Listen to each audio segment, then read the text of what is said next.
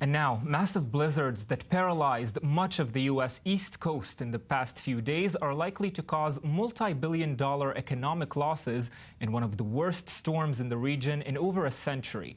And extreme weather is still causing havoc around the globe. I-24 News correspondent Shanina Khshoni has the details. After heavy snow in the east coast of the United States, it is time for damage control. The blizzard, unofficially known as Winter Storm Jonas, left at least 20 dead in several states. In Maryland and Pennsylvania, a few constructions and buildings could not sustain the weight of snow dumped over the weekend, and their roofs collapsed. An iconic bowling alley, which has been in Virginia for over 35 years, partially collapsed after the blizzard. It's not a building, it's their livelihood, and so many memories have been made here. The Metro-North train service in New York and Connecticut was halted on Sunday for several hours after a train slammed into a snowplow that got stuck on the tracks. But snow can be fun as well. In the White House, the first family dogs, Bo and Sunny, had spent some time outside while a mass snowball fight was held in Washington. Went to throw one at someone. He ducked. Awesome duck, by the way. Nailed the person right behind him in the face. I felt so bad, but so great at the same time. Major travel disruptions are still paralyzing Washington, and in New York, life is slowly getting back on track as the city is being dug out in preparation for the working week. I wasn't expecting this much. They said, I think about a foot. I think we got closer to 3 feet. The cold weather is breaking records in several countries in the east. In the northern parts of China, temperatures dropped to as low as minus 48 degrees Celsius. As China is experiencing its lowest temperature in decades, zoos have adopted various measures to keep animals warm. In Japan, warnings of heavy snowfall were issued for the first time since 1983.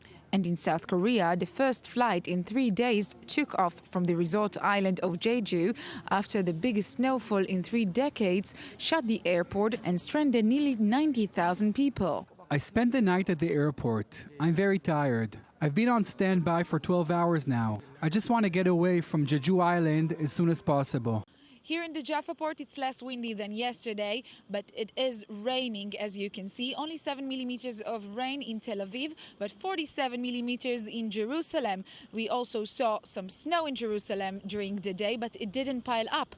Maybe it will pile up overnight. Police is already preparing to close the roads to Jerusalem in case it does. Temperatures remain low until the end of the week, and this is the stormy weather of Israel for tonight. Yes, and now for more on the global aspect of this story, I'm joined by Professor Colin Price from the Department of Earth Sciences at Tel Aviv University. Good evening, Professor Price. Good evening. We're happy to have you with us. Now, Professor Price, we understand that in some parts of the world, at least, this was the coldest year on record. Is what we're seeing now in the east coast of the U.S. part of a global trend? Well, 2014 and 2015 were the two warmest years globally that we've seen on record. But the global warming pattern has effect also during the winter months. And the global warming predictions are for more extreme weather, both in the summer, giving us hotter summers and more heat waves and more droughts, but also more extreme winters with more snowfall and maybe sometimes even colder winters. And so this is a pattern which is kind of been expected with global warming going on. In the atmosphere, we have wave patterns of weather, where on the one side of the wave, you'll have very cold and stormy weather. On the other side of the wave, you'll have very hot and warm weather. And this is what we're seeing at the moment, that some parts of the globe are being getting the cold air coming down from the polar region, lots of snow and the very cold temperatures. In other regions, it's actually very warm and unusually warm. And so this is a pattern which is fits in with the global warming predictions. And Professor Price, are extreme weather conditions such as this likely to continue, especially in light of everything that we've heard recently in terms of global warming and melting icebergs and rising sea levels? Well, if global warming continues, which it likely will be for the next 10, 20 years, if not longer, if nothing's done, yes, that's what's predicted. The scientists who try to predict what may happen in the future claim that the weather will become more extreme in the future.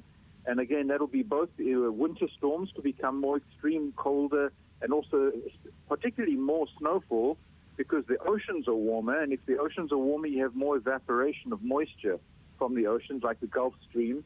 And then when that mixes with the very cold air coming, say, from Canada, then you get what we saw in the last few days in the east part of the U.S., where you just get a huge amount of snow falling.